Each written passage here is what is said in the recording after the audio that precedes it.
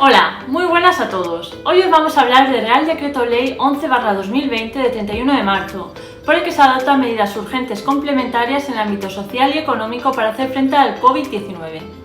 Este Real Decreto, que entró en vigor el día 2 de abril de 2020, aprueba un nuevo paquete de medidas. Por un lado, de carácter social, dirigidas a apoyo a trabajadores, consumidores, familias y colectivos vulnerables, y por otro lado, medidas de diversa naturaleza con impacto directo en el refuerzo de la actividad económica, así como actuaciones encaminadas a apoyar a empresas y autónomos. Vamos a desglosar este Real Decreto en tres bloques. El primer bloque sobre ayudas a familias y colectivos vulnerables, el segundo sobre medidas para empresas y autónomos y el tercero sobre medidas para consumidores. En este vídeo vamos a resumir las principales medidas del primer bloque de este decreto, ayudas a familias y colectivos vulnerables. En primer lugar, se establece la suspensión de desahucios para hogares vulnerables sin alternativa habitacional y prórroga extraordinaria de los contratos de arrendamiento de vivienda habitual. Y comenzamos con la suspensión de lanzamientos para hogares vulnerables sin alternativa habitacional.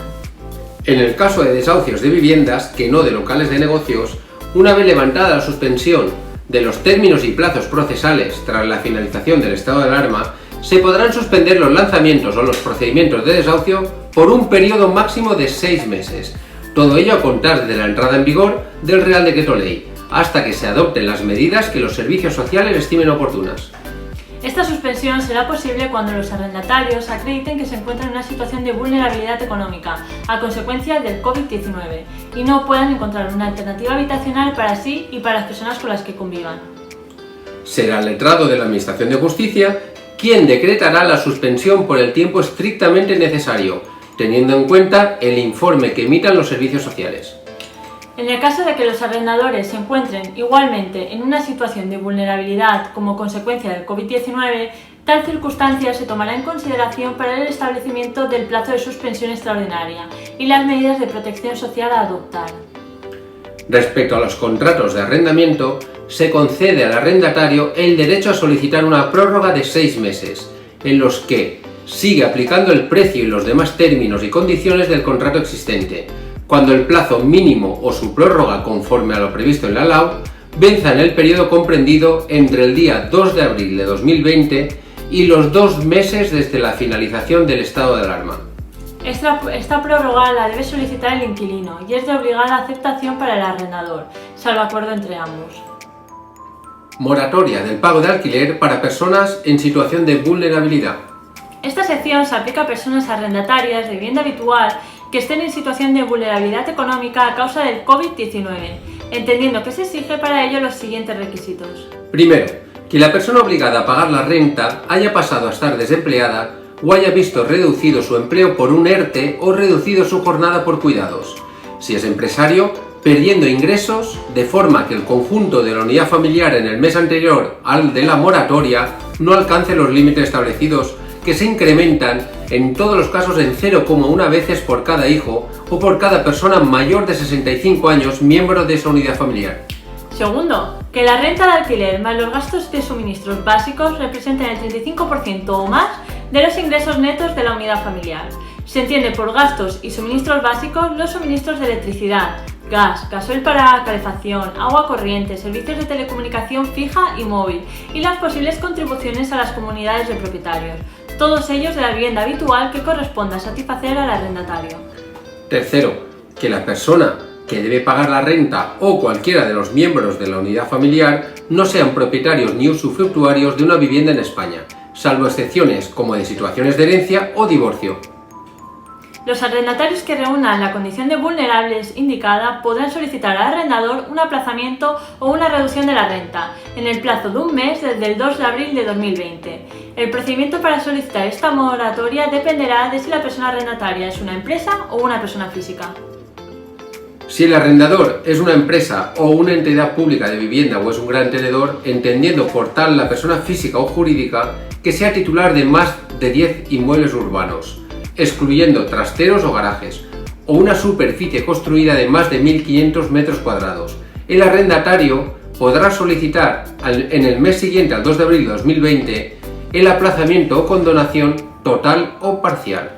Si Si no hay acuerdo, el arrendador comunicará expresamente al arrendatario en un plazo máximo de 7 días laborables su decisión entre el aplazamiento del pago del alquiler o la condonación total o parcial de la deuda arrendaticia. Es decir, el propietario de la vivienda deberá optar entre: primero, una reducción del 50% de la renta durante el tiempo que dure el estado de alarma y las mensualidades siguientes si el plazo fuera insuficiente en relación con la situación de vulnerabilidad provocada por causa del COVID-19, hasta un máximo en todo caso de 4 meses. O segundo, una moratoria en el pago de la renta que se aplicará de manera automática y que afectará al periodo de tiempo que dure el estado de alarma decretado por el Gobierno y a las mensualidades siguientes, prorrogables una a una si el plazo fuera insuficiente en relación con la situación de vulnerabilidad provocada a causa del COVID-19, sin que puedan superarse en ningún caso los 4 meses. Dicha renta se aplazará a partir de la siguiente mensualidad de renta. Se fraccionarán las cuotas durante al menos 3 años que se contarán a partir del momento en el que se supere la situación de vulnerabilidad o a partir de la finalización del plazo de los 4 meses antes citado, y siempre dentro del plazo a lo largo del cual continúe la vigencia del contrato de arrendamiento o cualquiera de sus prórrogas. El inquilino no tendrá ningún tipo de penalización y las cantidades aplazadas serán devueltas a la persona arrendadora sin intereses. Por otro lado, si se trata de un pequeño propietario, entendido como aquel que cuenta con menos de 10 viviendas en propiedad, podrá aceptar del inquilino voluntariamente el aplazamiento del pago de la renta o la condonación total o parcial de la misma si no se hubiera acordado nada previamente entre las partes.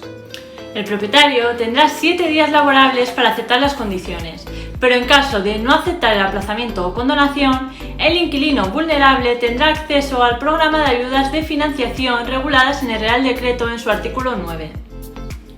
Estas ayudas podrán cubrir un importe máximo de 6 mensualidades de la renta de alquiler y se podrán beneficiar de todas ellas todos aquellos arrendatarios que se encuentren en situación de vulnerabilidad, sobrevenida como consecuencia de la expansión del COVID-19. Estas ayudas se dividen en dos. La primera es un programa de cobertura financiera por cuenta del Estado.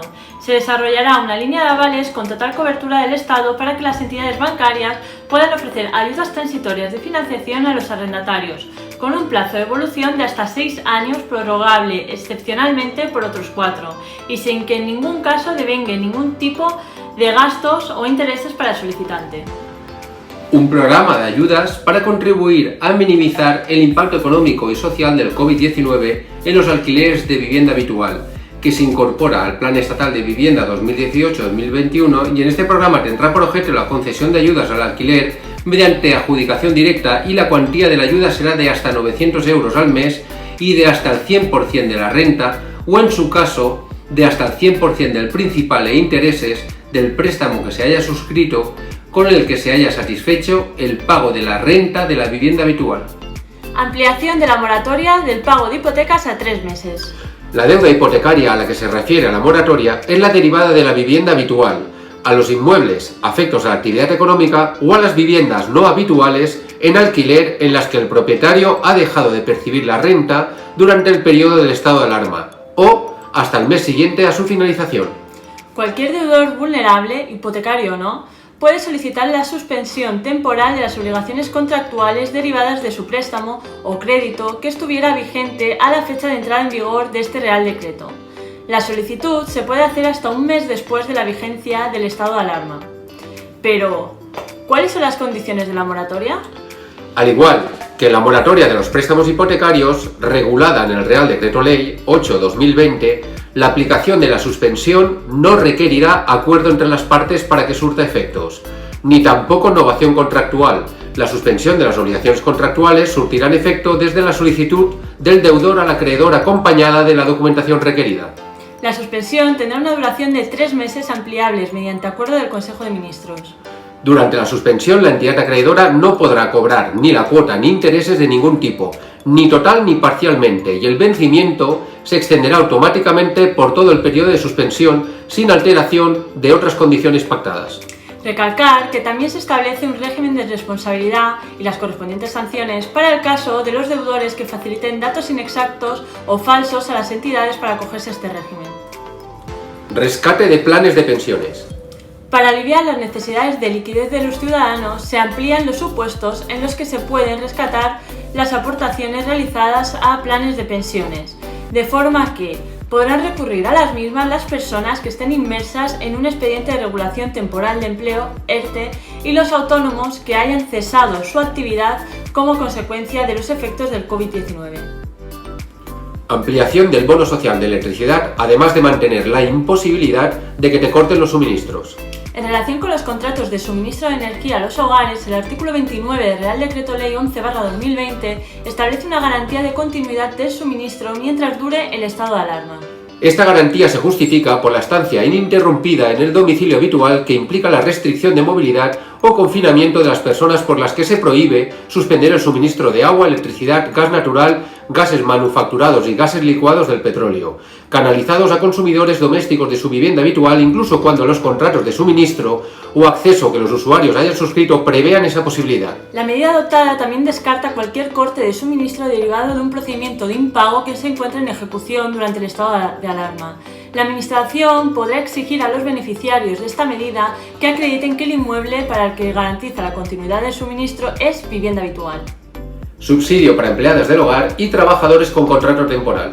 Se ha creado un subsidio extraordinario temporal para empleadas del hogar siempre que hayan dejado de prestar servicios total o parcialmente con carácter temporal a fin de reducir el riesgo de contagio por causas ajenas a su voluntad en uno o varios domicilios y con motivo de la crisis sanitaria. Es decir, que se haya extinguido su contrato de trabajo por causa de despido o por desistimiento del empleador o empleadora por la crisis del COVID-19. El importe de esta prestación, que tiene carácter retroactivo, si la causa es la actual crisis sanitaria, será el equivalente a un 70% de la base reguladora de la empleada. Igualmente será compatible con el mantenimiento de otras actividades, sin que, en ese caso, la suma de retribuciones pueda exceder el importe del salario mínimo interprofesional. Para la acreditación del hecho causante se requiere la declaración responsable, firmada por la persona empleadora o personas empleadoras, respecto de las cuales se haya producido la disminución total o parcial de servicios. En el supuesto de extinción del contrato de trabajo, el hecho causante podrá acreditarse por medio de carta de despido, comunicación de desistimiento de la empleadora o documentación acreditativa de la baja en el Sistema Especial de Empleados del Hogar del Régimen General de la Seguridad Social.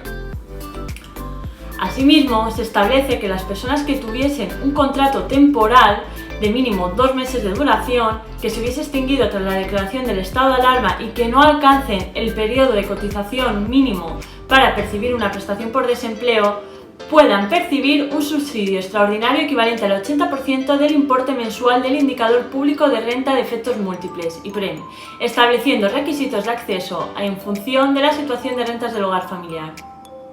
Esperamos que os haya gustado este vídeo. Abajo os dejamos un modelo de solicitud de bono social para trabajadores por cuenta ajena afectados por ERES y o trabajadores autónomos que hayan visto afectada su actividad como consecuencia del COVID-19. Como este Real Decreto engloba tantísimas medidas, hemos decidido fraccionarlo en 3 bloques, así que en nuestro próximo vídeo hablaremos sobre el segundo bloque, el destinado a medidas para autónomos que se han establecido en el Real Decreto 11/2020.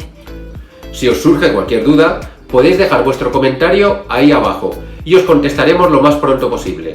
Como siempre, muchas gracias por estar ahí y un fuerte abrazo a todos.